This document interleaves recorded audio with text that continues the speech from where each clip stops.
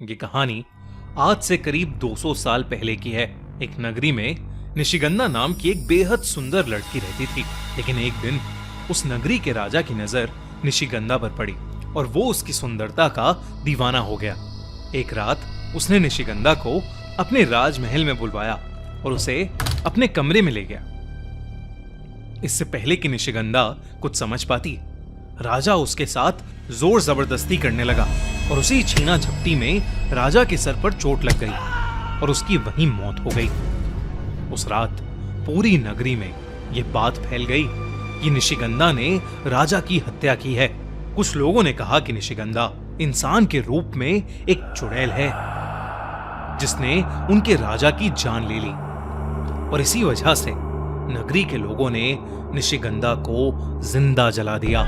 लेकिन निशिगंधा का जला हुआ शरीर एक तांत्रिक को मिला और उस तांत्रिक ने अपने काले जादू से निशिगंधा को वापस जिंदा कर दिया। पर अब निशिगंधा पहले की तरह इंसान नहीं थी, बल्कि अब वो सच में एक चुड़ैल बन चुकी थी। एक ऐसी चुड़ैल जिसको प्यास थी सुंदरता, ताकत और अमर होने की।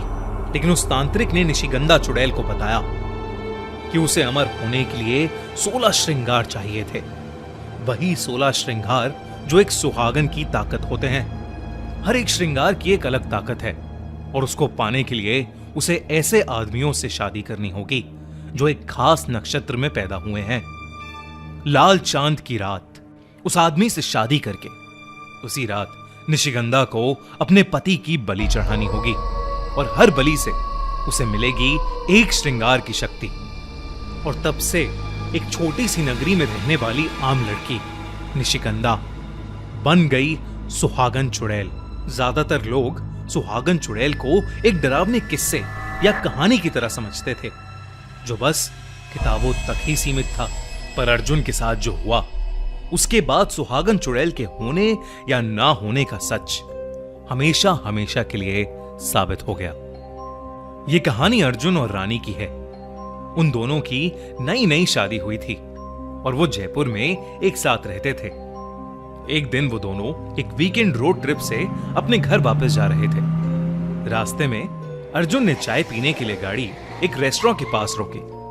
चाय की चुस्कियां भरते हुए अर्जुन और रानी आपस में बातें कर ही रहे थे कि तभी उस रेस्टोरेंट के अंदर एक बेहद खूबसूरत लड़की आई। वो लड़की देखने में इतनी सुंदर थी कि अर्जुन की आंखें मानो उस पर जम सी गई थीं। वो बस एक टक लगाए उसे देखे ही जा रहा था। रानी ने अपना हाथ उसके सर पर मारा जिससे अर्जुन वापस होश में आ गया। कुछ देर बाद वो लड़की अर्जुन और रानी के टेबल के पास से गुजरी और अर्जुन को उस लड़की से एक ऐसी खुशबू आई कि वो मदहोश हो गया। उसका शरीर मानो खुद से उस लड़की की तरफ खिंचा चला गया और वो अपनी कुर्सी से उठा और उस लड़की के पीछे चला गया। अर्जुन ने उस लड़की के पास जाकर उसे अपने साथ बिठाकर चाय पीने के लिए इनवाइट किया। वो लड़की अर्जुन और रानी के साथ ही टेबल पर बैठ गई। रानी अर्जुन की इस हरकत से बिल्कुल खुश नहीं थी और तो और रानी को वो लड़की बहुत अजीब सी लग रही थी क्योंकि उसने बेवजह बहुत सी एक्सेसरीज पहनी थी। उसके कानों में बड़े बड़े इयररिंग्स थे, माथे पर मांग टीका और हाथों में मेहंदी भी थी। इससे पहले कि रानी अर्जुन से कुछ कहती, उस लड़की ने अपना हाथ अपने मांग टीके पर लगाया और कुछ ही देर में मूसलाधार बारिश शुरू हो गई। यह बहुत अजीब था क्योंकि मौसम गर्मी का था और बारिश होने का दूर दूर तक कोई आसार नहीं था। बारिश होते देख अर्जुन ने उस लड़की को अपने साथ घर चलने के लिए इनवाइट कर दिया। रानी को अर्जुन की यह बात बिल्कुल अच्छी नहीं लगी, पर वो रूड नहीं होना चाहती थी, इसलिए उसने कुछ नहीं कहा और अर्जुन की हां में हां मिला दी। चौंका देने वाली बात यह थी कि उस लड़की ने दो अनजान लोगों के साथ उनके घर जाने में एक बार भी संकोच नहीं किया। घर आने के बाद रानी किचन में खाना बनाने चली गई और अर्जुन उस लड़की के साथ ड्राइंग रूम में बैठे बातें कर रहा था। लेकिन जब रानी वापस ड्राइंग रूम में आई तो उसने देखा कि अर्जुन और वो लड़की अब वहां है ही नहीं। तभी उसे अपने बेडरूम से एक अजीब सी आवाज आने लगी। रानी जैसे ही कमरे के नजदीक पहुंची तो उसने देखा कि अर्जुन अपने बिस्तर पर सो रहा था और वो लड़की पास की कुर्सी पर बैठी हुई अर्जुन को घूरे जा रही थी। लेकिन जब रानी ने कमरे में लगे शीशे से उस लड़की की रिफ्लेक्शन देखी तो उसके पैरों तले जमीन खिसक गई। रानी को शीशे में उस लड़की का चेहरा जला हुआ नजर आ रहा था। उसका भयानक चेहरा देखकर रानी का दिल दहल गया।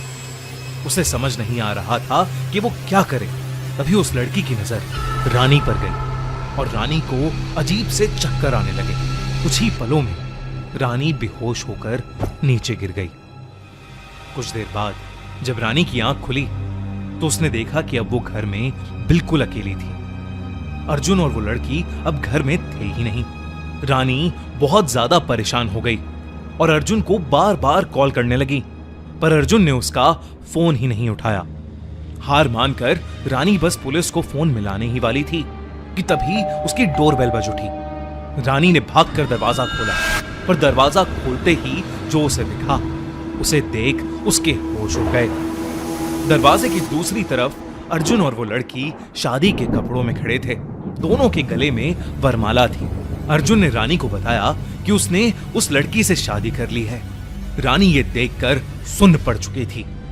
उसके दिमाग में सिर्फ उस लड़की का वो जला हुआ चेहरा नजर आ रहा था। अर्जुन रानी को वहीं खड़ा छोड़ उस लड़की के साथ बेडरूम में जाने लगा और तब रानी को दिखा कि उस लड़की के पैर उल्टे हैं।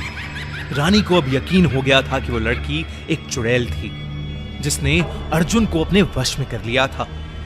रानी को समझ नहीं आ रहा था कि आखिर वो अर्जुन को कैसे बचा सकती है। उसने जैसे ही पुलिस को कॉल करने के लिए अपना फोन उठाया तभी उसे जोर से अर्जुन के चीखने की आवाज आई। रानी दौड़कर कमरे में पहुंची तो उसने देखा कि वो लड़की अपने असली रूप में आ चुकी थी। उस लड़की की बॉडी आधी जली हुई थी और उसका चेहरा बहुत भयानक दिख रहा था। वो जोर जोर से हंस रही थी। डर के मारे रानी की रूह कांप उठी थी। देखते ही देखते उस चुड़ैल के हाथों से मेहंदी निकलकर जमीन पर गिरने लगी और रेंगती हुई अर्जुन के शरीर पर चढ़ गई। उस चुड़ैल की मेहंदी ने अर्जुन को जकड़ लिया था। अब अर्जुन दर्द में चीखने लगा था, लेकिन रानी की आंखों के सामने उस चुड़ैल ने अपनी मेहंदी से उसे जान से मार दिया। इससे पहले रानी कुछ भी कर पाती, वो चुड़ैल रानी की आंखों के सामने से गायब हो गई। और अब सुहागन चुड़ैल ने ऐसे ही आदमियों का शिकार करते हुए 15 श्रृंगार की शक्तियां इकट्ठी कर ली हैं। अब उसके अमर होने का सपना पूरा करने के लिए उसे चाहिए अपना 16वां श्रृंगार। और अब उसका अगला शिकार है वज्रगढ़ के राजघराने का मोक्ष। लेकिन बाकी लड़कों की तरह मोक्ष अकेला नहीं है। उसके पास है दिया के प्यार की ताकत और दिया का एक शक्तिशाली लॉकेट जो शायद बनेगा मोक्ष का सुरक्षा कवच और लड़ेगा उस सुहागन चुड़ैल से। लेकिन क्या सुहागन चुड़ैल के 15 श्रृंगार की शक्तियों से और उसकी माया से लड़ पाएगी दिया और रोक पाएगी उस चुड़ैल को अपना 16वां और आखिरी श्रृंगार लेने से? जानने के लिए कलर्स और जियो सिनेमा पर देखिए सुहागन चुड़ैल 27 मई से रात 10:30 बजे। और अगर आपको एक कहानी अच्छी लगी तो हमारा चैनल खूनी मंडे सब्सक्राइब करना बिल्कुल मत भूलिएगा।